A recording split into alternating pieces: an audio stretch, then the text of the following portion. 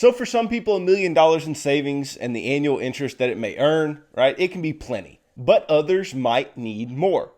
Tempting as it is to put a single number on retirement, the answer to how much you'll need to retire on is really left up to you and how you lead your life and the life that is expected as you move into your retirement years.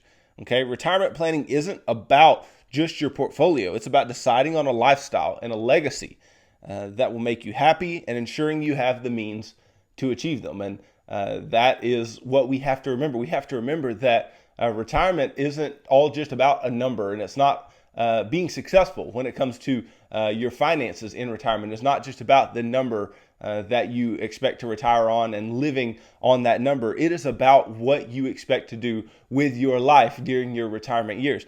And so we have to be cognizant of that. We have to be cognizant of the fact that asking if $1 million is enough is like asking somebody if driving a two-seater vehicle is enough, right? Well, if it's just you, then 2 seats might be perfectly fine. But if you've got a family of 4, then no, you can't have a two-seater vehicle, right? You have to have some bigger SUV, something that is going to be accommodative to what you need. In the same way with your money, right?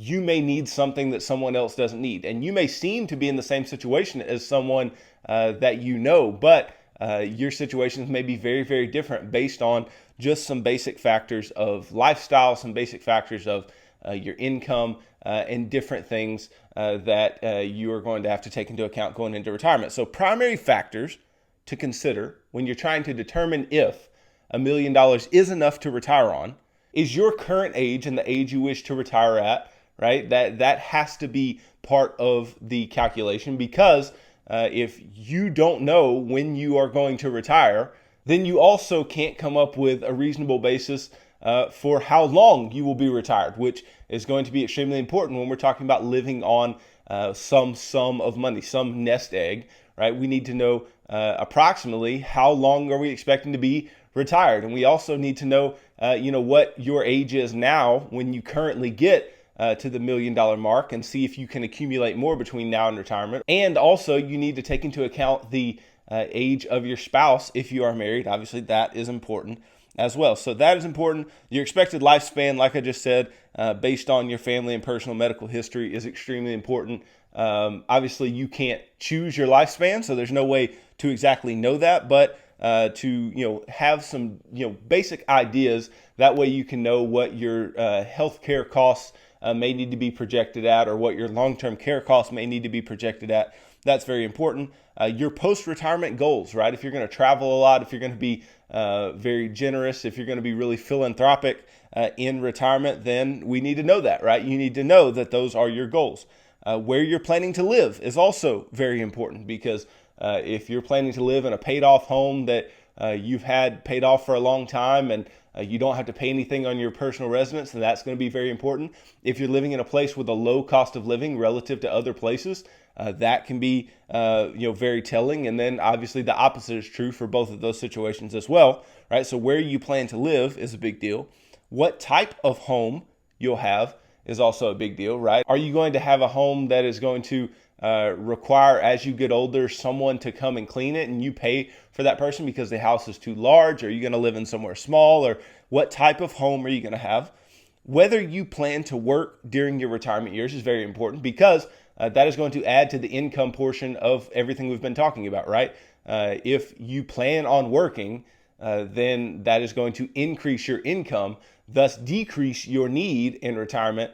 And so that will make it to where $1 million may be more than enough for somebody if they are working. Now, sources of retirement income such as 401ks, IRAs, Roth IRAs, Social Security, stocks, savings, pensions, rent and royalties, inheritance, annuities, insurance, all these different things that are going to bolster the income side of your portfolio will be able to tell you if $1 million is enough. Because the more money you are going to be able to bring in, right, the more money you're going to be able to put in your pocket monthly during retirement, the less money you're going to need off of your investments. So if you own rental properties, then having some rents from those rental properties is going to be a big part of the income that you're bringing in and that's going to have an impact on what you need off of your investments. Like we said, if you have pensions, right? A pension can be a big part of your income and can really impact whether or not $1 million is enough in your retirement accounts.